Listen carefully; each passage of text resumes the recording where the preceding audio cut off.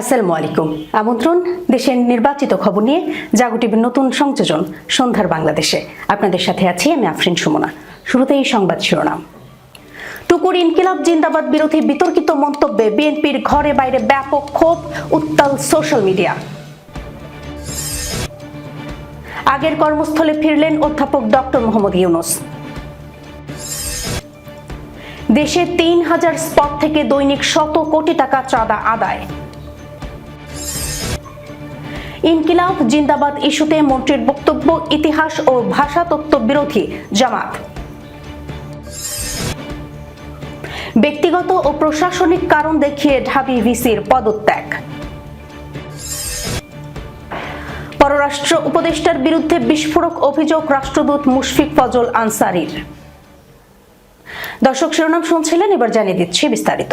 টুকুর ইনকিলাব জিন্দাবাদ বিরোধী মন্তব্যে বিএনপির ঘরে বাইরে ব্যাপক ক্ষোভ, উত্তাল সোশ্যাল মিডিয়া। বিএনপির সিনিয়র নেতা এবং নবগঠিত সরকারের বিদ্যুৎ, জ্বালানি ও খনিজ সম্পদ মন্ত্রী ইকবাল হাসান মাহমুদ টুকুর একটি বিতর্কিত মন্তব্যকে কেন্দ্র করে রাজনৈতিক অঙ্গন ও সামাজিক যোগাযোগ মাধ্যমে তীব্র ঝড় উঠেছে। ইনকিলাব জিন্দাবাদ স্লোগানটিকে বাংলা ভাষার পরিপন্থী এবং উর্দুইজমের অংশ হিসেবে অভিহিত করার পর খোদ বিএনপির ভেতরেই এবং জুলাই গণঅভ্যুত্থানের নেতাদের মধ্যে চরম ক্ষোভের সৃষ্টি হয়েছে। গতকাল শনিবার দুপুরে সিরাজগঞ্জ জেলা শিল্পকলা একাডেমি মিলনায়তনে আন্তর্জাতিক মাতৃভাষা দিবসের এক আলোচনা সভায় ইকবাল হাসান মাহমুদ টুকু বলেন, আজকের জেনজি যদি ইনকিলাব বলে তবে আমার রক্তক্ষরণ হয়। বাংলাকে ধারণ করতে হলে ইনকিলাব জিন্দাবাদ চলবে না। এগুলো তাদের ভাষা, যারা আমাদের ভাষা কেড়ে নিতে চেয়েছিল। তিনি আরো যোগ করেন যে এই মন্তব্যের জন্য তাকে ভারতের দালাল বলা হলেও তিনি পরোয়া করেন না। টুকুর এই মন্তব্যের পরপরই সামাজিক যোগাযোগ মাধ্যমে সমালোচনার ঝড় ওঠে। তার এই মন্তব্যকে তরুণ প্রজন্ম সাংস্কৃতিক আধিপত্যবাদ হিসেবে দেখছে, যার ফলে ফেসবুক জুড়ে এখন ইনকিলাব জিন্দাবাদ ট্রেন্ডে পরিণত হয়েছে। নেটিজেনরা পাল্টা যুক্তি দিয়ে বলছেন, যে ভাষায় কথা বললে হিন্দুত্ববাদের দালালদের অন্তর জ্বলবে সেটাই এখন প্রতিরোধের ভাষা। তারা ইতিহাস তুলে ধরে বলছেন, ইনকিলাব, আজাদি, ইনসাফ ও মজলুম শব্দগুলো যে কোনো মুক্তি সংগ্রামের অবিচ্ছেদ্য অংশ। মন্ত্রীর এই বক্তব্যের কয়েক ঘন্টার মধ্যেই সামাজিক যোগাযোগ মাধ্যমে প্রতিবাদের ঢল নামে। ২৪-এর গণঅভ্যুত্থানের শীর্ষ নেতারা সরাসরি পাল্টা স্ট্যাটাস দিয়ে এর প্রতিবাদ জানান। কুমিল্লা ৪ আসনের নবনির্বাচিত সংসদ সদস্য ও এনসিপি নেতা হাসনাত আব্দুল্লাহ ফেসবুকে শুধু ইনকিলাব জিন্দাবাদ লিখে পোস্ট দেন। তার পোস্টে প্রায় ১০ লাখ রিঅ্যাকশন পড়ে, যা মন্ত্রীর বিতর্কিত বক্তব্যের সরাসরি চ্যালেঞ্জ হিসেবে দেখা হচ্ছে। সাবেক উপদেষ্টা ও এনসিপি মুখপাত্র আসিফ মাহমুদ সজীব ভুঁইয়া সরাসরি প্রশ্ন তুলে লিখেন, ইনকিলাব জিন্দাবাদ শুনলে ব্লিডিং হয়, বাংলাদেশ জিন্দাবাদ শুনলে ব্লিডিং হয় না মাননীয় মন্ত্রী। অন্যদিকে ২৪-এর গণঅভ্যুত্থানের অন্যতম মুখ ও এনসিপির অপর শীর্ষ নেতা সার্জিস আলম কঠোর ভাষায় লেখেন, যে স্লোগান স্বৈরাচারের পতন ঘটিয়েছে সেই স্লোগান তাদের উত্তরসূরিদের ভয়ের কারণ তো হবেই। টুকুর ইনকিলাব জিন্দাবাদ বিরোধী মন্তব্যের প্রতিক্রিয়ায় এনসিপি নেতা নাসির উদ্দিন পাটোয়ারি স্লোগান দেন, ইনকিলাব জিন্দাবাদ, চাঁদাবাজ মুর্দাবাদ। তার দেওয়া পোস্টটিও মুহূর্তেই ভাইরাল হয়ে যায়। ইকবাল হাসান মাহমুদ টুকুর এই মন্তব্যে খোদ বিএনপি ঘরানার মধ্যেও অস্বস্তি তৈরি হয়েছে। দলটির অফিসিয়াল পেজগুলোতে বিভিন্ন সময় আন্দোলনের ডাক দিতে ইনকিলাব জিন্দাবাদ ব্যবহার করা হয়েছে। জামায়াতে আমির ও সংসদের বিরোধী দলীয় নেতা ডাক্তার শফিকুর রহমান তার প্রতিক্রিয়ায় লেখেন, ইনশাআল্লাহ আগামীর বাংলাদেশ ইনসাফের বাংলাদেশ, ইনকিলাব জিন্দাবাদ। বৈষম্য বিরোধী ছাত্র আন্দোলনের পক্ষ থেকেও রবীন্দ্রনাথ ঠাকুরের কবিতা উদ্ধৃত করে জানানো হয়েছে, মুদের গরব, মুদের আশা, আমরি বাংলা ভাষা, ইনকিলাব জিন্দাবাদ। অনুসন্ধানে দেখা গেছে, মন্ত্রী যে শব্দগুলোকে বাংলা ভাষার পরিপন্থী বা ভাষার দখলদার হিসেবে অভিহিত করেছেন সেগুলো খোদ বিএনপির অফিসিয়াল প্ল্যাটফর্ম সহ দলটির বিভিন্ন লেখনীতেও ব্যাপকভাবে বিদ্যমান। মন্ত্রীর বক্তব্যের বিপরীতে সবচেয়ে বড় বৈপরীত্য দেখা গেছে বিএনপির নিজস্ব প্রচারণায়। অনুসন্ধানী পোর্টাল দ্য ডিসেন্ট এর প্রতিবেদনে উঠে এসেছে যে ২০২৪ সালের ৪ ও ৫ আগস্ট ছাত্র জনতার গণঅভ্যুত্থানের চূড়ান্ত মুহূর্তে বিএনপির ভেরিফাইড ফেসবুক পেজ থেকে একাধিকবার ইনকিলাব জিন্দাবাদ স্লোগানটি ব্যবহার করা হয়েছে। ৪ আগস্টের এক পোস্টে লেখা ছিল, ইনকিলাব জিন্দাবাদ, ঢাকা আসছে জনতা, ছাড়তে হবে ক্ষমতা। এমনকি দলটির বর্তমান চেয়ারম্যান তারেক রহমানের বিভিন্ন বক্তব্যে ইনসাফ, জুলুম ও ফয়সালা শব্দগুলো নিয়মিত ব্যবহার পাওয়া গেছে। প্রধান উপদেষ্টা হিসেবে 18 মাস দায়িত্ব পালনের পর নিজ প্রতিষ্ঠানে ফিরেছেন অধ্যাপক ডক্টর মোহাম্মদ ইউনূস। রবিবার সকালে তিনি মিরপুরের টেলিকম ভবনে অবস্থিত ইউনূস সেন্টার কার্যালয়ে ফেরেন। এ সময় দীর্ঘদিনের সহকর্মীরা তাকে উষ্ণ অভ্যর্থনা জানান। তার ভেরিফাইড ফেসবুক পেজে এক পোস্টে বিষয়টি জানানো হয়েছে। পোস্টে বলা হয়েছে, মিরপুরের টেলিকম ভবনে অবস্থিত ইউনূস সেন্টারে সকালে পৌঁছালে তাকে বরণ করে নেন তার দীর্ঘদিনের সহকর্মীরা।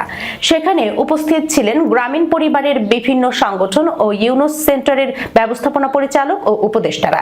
পরে ডক্টর ইউনূস তাদের সঙ্গে এক বৈঠকে মিলিত হন। 2006 সালে শান্তিতে নোবেল পুরস্কার পাওয়া এই অর্থনীতিবিদ চলতি মাসের শেষ নাগাদ সরকারি বাসভবন যমুনা থেকে ঢাকার গুলশানে তার নিজ বাসভবনে ফিরে যাওয়ার পরিকল্পনার কথাও জানান। মেক্সিকোতে নিযুক্ত বাংলাদেশের রাষ্ট্রদূত মুশফিক ফজল আনসারী অভিযোগ করেছেন, জাতিসংঘের একটি গুরুত্বপূর্ণ পদে আবেদন করার সময় তিনি সরকারের প্রত্যাশিত সমর্থন পাননি। এই ঘটনায় তিনি সদ্য বিদায়ী পররাষ্ট্র উপদেষ্টা তৌহিদ হোসেনের বিরুদ্ধে অসহযোগিতার অভিযোগ তুলেছেন। রোববার নিজের ভেরিফাইড ফেসবুক পেজে দেয়া এক পোস্টে তিনি জানান, জাতিসংঘের মানবাধিকার বিষয়ক সহকারী মহাসচিব পদে আবেদন করার পর তৎকালীন পররাষ্ট্র উপদেষ্টা তাকে অগ্রসর না হতে নির্দেশ দেন। বাংলাদেশ সরকারের আনুষ্ঠানিক সমর্থন পত্র বা নোট ভার্বাল না পাওয়ায় শেষ পর্যন্ত তার আবেদন প্রক্রিয়া এগোয়নি। মুশফিক ফজল আনসারী বলেন, লাটভিয়ার ব্রান্স কেহরিসের মেয়াদ শেষ হওয়ার পথটি শূন্য হলে জাতিসংঘের এক বিদেশি সহকর্মী তাকে আবেদন করতে উৎসাহ দেন। বিষয়টি তিনি সরকার প্রধান অধ্যাপক মোহাম্মদ ইউনূসকে অবহিত করলে তার পরামর্শে পররাষ্ট্র উপদেষ্টার সঙ্গে যোগাযোগ করেন। রাষ্ট্রদূতের দাবি, তৌহিদ হোসেন প্রথমে মৌখিকভাবে আবেদন করার সম্মতি দিলেও আবেদন জমা দেওয়ার পর তাকে বার্তা পাঠিয়ে অগ্রসর না হতে বলেন। তিনি জানালে যে আবেদন ইতিমধ্যে জমা হয়েছে। এরপর থেকে পররাষ্ট্র উপদেষ্টা তার ফোন ধরা বন্ধ করে দেন বলেও অভিযোগ করেন তিনি। ফেসবুক পোস্টে তিনি উল্লেখ করেন, গণতন্ত্র ও মানবাধিকার ইস্যুতে দীর্ঘদিন কাজ করার পরও ন্যূনতম সমর্থন না পাওয়ায় তিনি হতাশ। এই ধরনের পদে সদস্য রাষ্ট্রের আনুষ্ঠানিক সমর্থন প্রয়োজন হয়। যুক্তরাষ্ট্র থেকেও সহযোগিতা পাওয়ার সম্ভাবনা ছিল, তবে তিনি নিজ দেশের সমর্থন নিয়েই প্রক্রিয়ায় এগোতে চেয়েছিলেন। তিনি আরও দাবি করেন, বিষয়টি নবনির্বাচিত প্রধানমন্ত্রীর সঙ্গে শেয়ার করলে তিনি বিস্ময় প্রকাশ করেন, তবে তাকে বিব্রত করতে না চাওয়ায় সরাসরি হস্তক্ষেপ চাননি। রাষ্ট্রদূত জানান, বিএনপি মহাসচিব মির্জা ফখরুল ইসলাম আলমগীর এই বিষয়ে জানতে চাইলে তাকে বলা হয়েছিল তার নির্বাচিত হওয়ার সম্ভাবনা কম থাকায় সমর্থন দেওয়া হয়নি। যদিও তিনি উল্লেখ করেন, এই পদে কোনো ভোটাভুটি হয় না। সদস্য রাষ্ট্র মনোনয়ন দিলে জাতিসংঘ সংক্ষিপ্ত তালিকা করে সাক্ষাৎকারের মাধ্যমে নিয়োগ দেয়। এছাড়া দায়িত্ব পালনকালে বিদেশে পোস্টিং ও জাতিসংঘ অধিবেশনে অংশগ্রহণ সহ বিভিন্ন বিষয়ে তার পথে বাধা সৃষ্টি করা হয়েছিল বলেও অভিযোগ করেন তিনি। তবে দায়িত্ববোধের কারণে এখনই সব তথ্য প্রকাশ করছেন না জানিয়ে ভবিষ্যতে এই বিষয়ে একটি বই লেখার ইঙ্গিত দেন। দেশে 3000 স্পট থেকে দৈনিক 100 কোটি টাকা চাঁদা আদায়। রাজধানী সহ সারা দেশে প্রায় 3000 স্পট থেকে প্রতিদিন প্রায় 100 কোটি টাকা চাঁদা আদায় করা হয়। এসব চাঁদাবাজির পেছনে সড়ক পরিবহন মালিক সমিতি, শ্রমিক সংগঠন, আইন শৃঙ্খলা বাহিনীর সদস্য এবং রাজনৈতিক নেতাকর্মীরা জড়িত।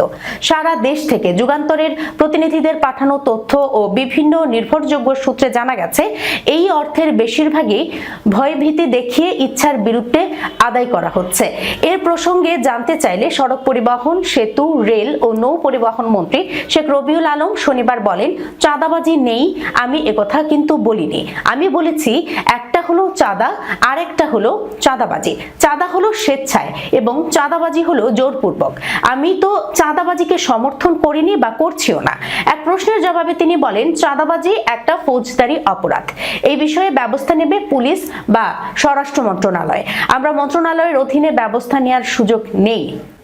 আমার মন্ত্রণালয়ের অধীনে ব্যবস্থা নেওয়ার সুযোগ নেই। প্রয়োজনে স্বরাষ্ট্র মন্ত্রণালয়, সমবায় মন্ত্রণালয় এবং আমার মন্ত্রণালয় মিলে এই বিষয়ে তদন্ত কমিটি গঠন করা যেতে পারে। সংশ্লিষ্ট সূত্রগুলো জানায়, কোথাও চাঁদা নেওয়া হচ্ছে টার্মিনাল ব্যবস্থাপনার নামে, কোথাও পার্কিং এর নামে, কোথাও আবার পৌর টোলের সঙ্গে জোরপূর্বক অতিরিক্ত টাকা আদায় করা হচ্ছে। এছাড়া সড়কে দায়িত্ব পালন করা আইন শৃঙ্খলা বাহিনীর সদস্য, গোয়েন্দা সংস্থার সদস্য এবং থানা পুলিশের এক শ্রেণীর অসাধু সদস্য এসব চক্রের সঙ্গে যুক্ত। নিরুপায় হয়ে পরিবহন চালক ও মালিকরা বছরের পর বছর ধরে এসব চাঁদা পরিশোধ করে যাচ্ছেন। তারা জানান, পরিবহনের চাঁদাবাজির ফলে পরিবহন ভাড়াও বাড়ে। সবজি সহ বিভিন্ন পণ্য সামগ্রীর দাম হয়ে যায় আকাশ ছোঁয়া। দিন শেষে সব গিয়ে পড়ে জনগণের ঘাড়ে। সমঝোতা সিস্টেমের নামে চাঁদাবাজির খেসারত দিতে হয় আম জনতাকে। এর ফলে সমাজের মধ্যবিত্তের যাপিত জীবন আরো দুঃসহ হয়ে ওঠে। সরকার আসে, সরকার যায়, কিন্তু প্রভাবশালী সিন্ডিকেটের এই চাঁদাবাজি আর বন্ধ হয় না।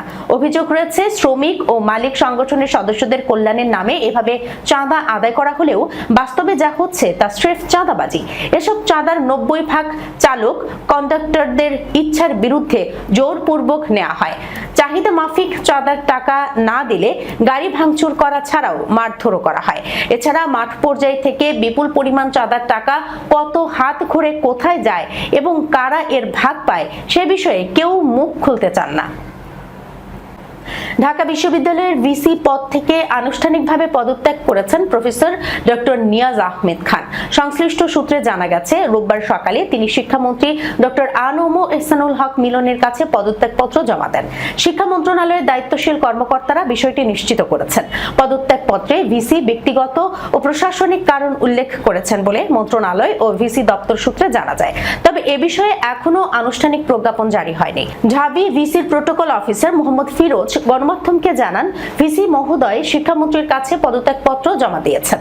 মন্ত্রণালয় থেকে আনুষ্ঠানিকভাবে গ্রহণের পর পরবর্তী প্রশাসনিক প্রক্রিয়া সম্পন্ন হবে। উল্লেখ্য, ত্রয়োদশ জাতীয় সংসদ নির্বাচনের আগে আয়োজিত এক সংবাদ সম্মেলনে ভিসি দায়িত্ব থেকে সরে দাঁড়ানোর ইচ্ছার কথা প্রকাশ করেছিলেন। সে সময় তিনি বলেন, আপৎকালীন পরিস্থিতি কেটে গেছে। বিশ্ববিদ্যালয়ে সার্বিকভাবে একটি ঊর্ধ্বমুখী প্রবণতা লক্ষ্য করা যাচ্ছে। দায়িত্ব পালনের একটি সন্তোষজনক পর্যায়ে পৌঁছেছি বলে আমি মনে করি এবং এখন সরে দাঁড়াতে চাই। তিনি আরো বলেন, রাজনৈতিক সরকার যেন তার পরিকল্পনা অনুযায়ী প্রশাসন সাজাতে পারে সেই সুযোগ করে দিতেই এই সিদ্ধান্ত। প্রয়োজন হলে ভবিষ্যতেও সহযোগিতার আশ্বাস দেন তিনি। তবে পদত্যাগের বিষয়ে জানতে প্রফেসর ডক্টর নিয়াজ আহমেদ খানের সঙ্গে একাধিকবার যোগাযোগের চেষ্টা করা হলেও তার কোনো বক্তব্য পাওয়া যায়নি। এদিকে ভিসির পদত্যাগ গ্রহণ ও নতুন নিয়োগ প্রসঙ্গে শিক্ষা মন্ত্রণালয়ের সিদ্ধান্তের অপেক্ষায় রয়েছে বিশ্ববিদ্যালয়ের সংশ্লিষ্ট মহল। বিদ্যুৎ, জ্বালানি ও খনিজ সম্পদ মন্ত্রী ইকবাল হাসান মাহমুদ এর ইনকিলাব জিন্দাবাদ স্লোগান নিয়ে দেওয়া মন্তব্য কেবল অসঙ্গতই নয়, বরং ইতিহাস, ভাষাতত্ত্ব ও গণ আকাঙ্ক্ষার বাস্তবতাকে অস্বীকার করার শামিল। রোববার দেয়া এক বিবৃতিতে বাংলাদেশ জামায়াতে ইসলামী এর সহকারী সেক্রেটারি জেনারেল ও কেন্দ্রীয় প্রচার ও মিডিয়া বিভাগের প্রধান জুবায়ের এই উদ্বেগ, নিন্দা ও প্রতিবাদ জানান।